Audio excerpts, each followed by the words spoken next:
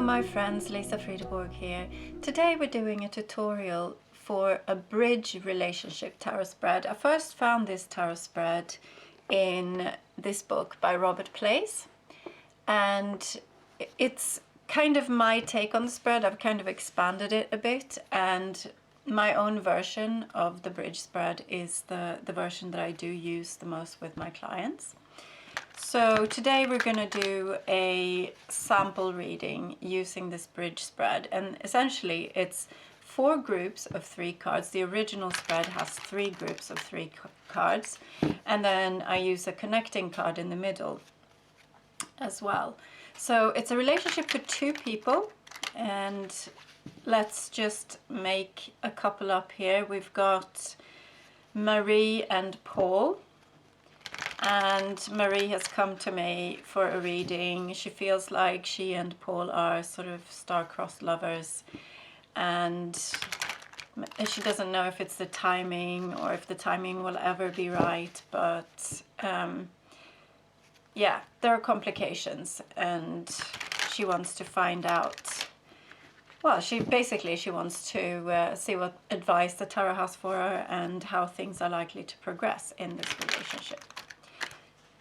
Okay, so I'm going to cut the cards, and then this time, because it's rather a lot of cards, we're just going to pull them from the top.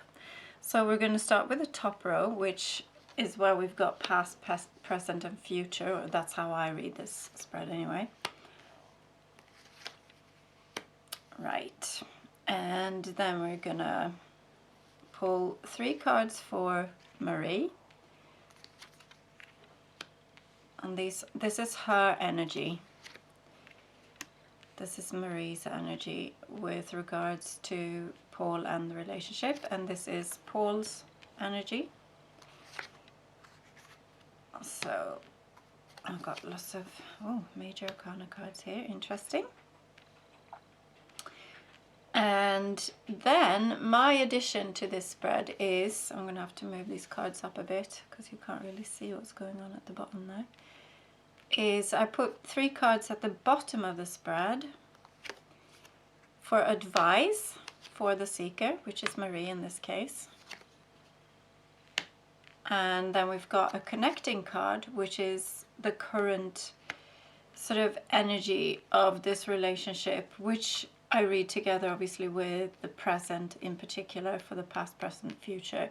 But this is like this card represents the energy of the relationship itself rather than what is happening. So this is the connecting, and here you can really see that they are indeed star-crossed lovers, because here we've got 3 of Swords, Saturn in Libra.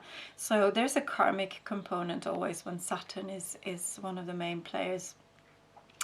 So I suggest when you first learn how to read with this spread is that you start with the top row, because it's quite a simple, straightforward sort of past, present, future reading up here, and then work your way down from there.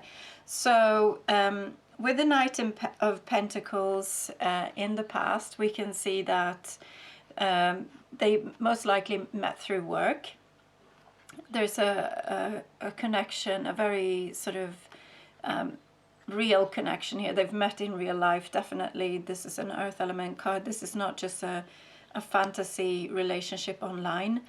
However, right now, quite possibly with the full Uranian energy connected to things like the internet, etc., it's likely that the only way they are in touch is online, and it's sporadic, and it's there's no real pattern to it. So yeah, kind of not a really close, intimate connection, I would say, as well, with the full.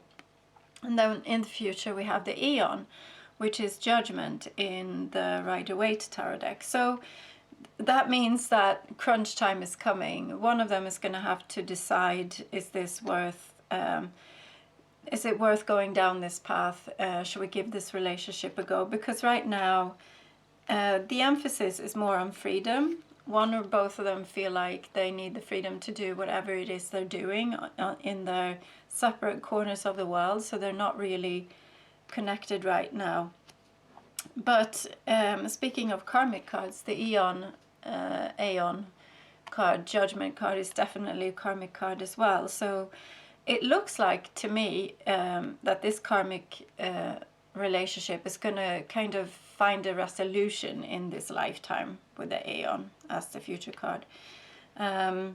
So then we look at Marie's cards, and as you can see with the Nine of Swords, there's some anxiety about this relationship. There's very strong feelings. The Knight of Cups is intense passion, and there is this desire to stay connected via perhaps the written word with the Princess of Swords. So there could be messages. The pages are messengers as well, so she could be the one who's more keen on sending messages to Paul than the other way around. Looking at his cards, really interesting. We have the High Priestess.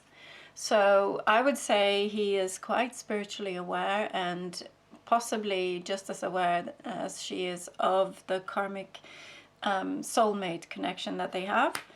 The Justice card is another sign of this. This is one of the other big karmic cards.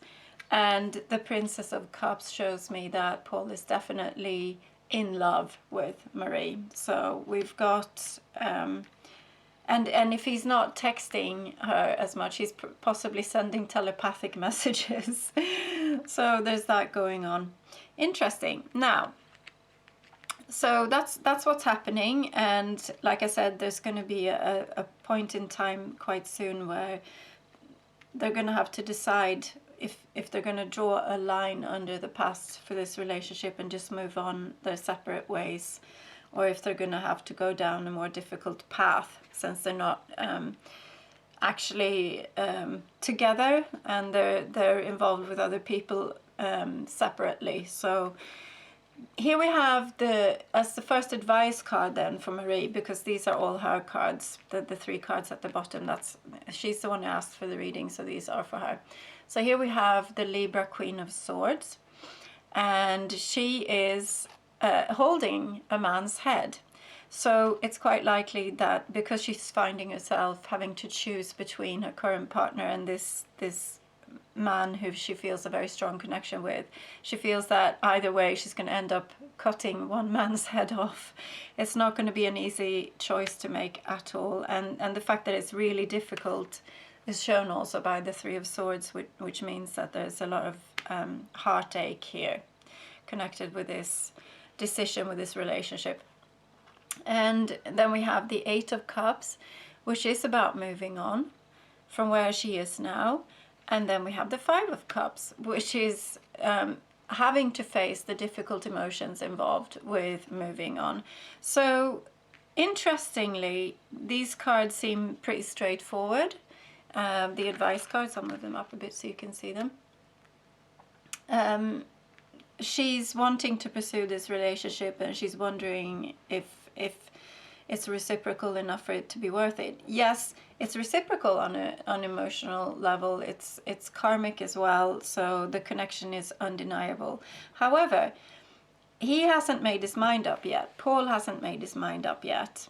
So there's no decision. It's still very much up in the air. We've got the Justice card here among Paul's cards, and we've got the Judgment or Aeon card here for the forthcoming decision, but the actual decision hasn't been made, and it's very much down to what Paul decides to do with his current relationship. So all in all, I would just relay all of this information to Marie, and I would say that the final decision is yet to be made, and it's going to depend on the decision that Paul makes with regards to his relationship, his current relationship. The feelings, the emotions are reciprocal. They're both aware of the fact that this is a karmic or a soulmate connection, but that's as far as the cards will go for this particular relationship at this point in time.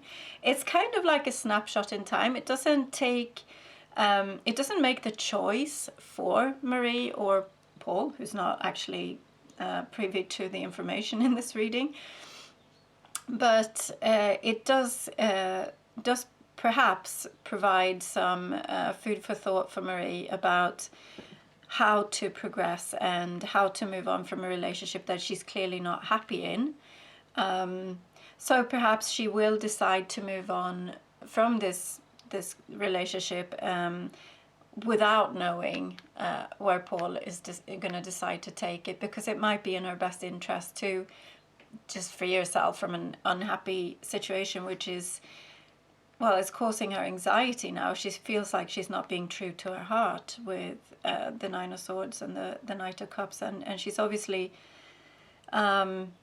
keen to move on, but she's going to have to probably take responsibility for where she's at, and if she's not happy, then she's going to have to deal with that first. So that's why we've got the Eight of Cups and then the Five of Cups, the breakup, and no certain happy outcome, just having to deal with the aftermath of a decision to actually move on.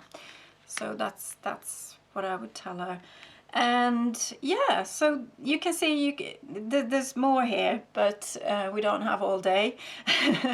So you can go quite in depth with these types of spreads, where you read the three groups of cards quite intuitively. You allow the images to speak to you. I'm sat with the cards upside down here now. I wouldn't normally read like this. I would actually look at them the other way around, but I hope I was able to give you some food for thought anyway here with regards how to do an intuitive bridge relationship tarot reading.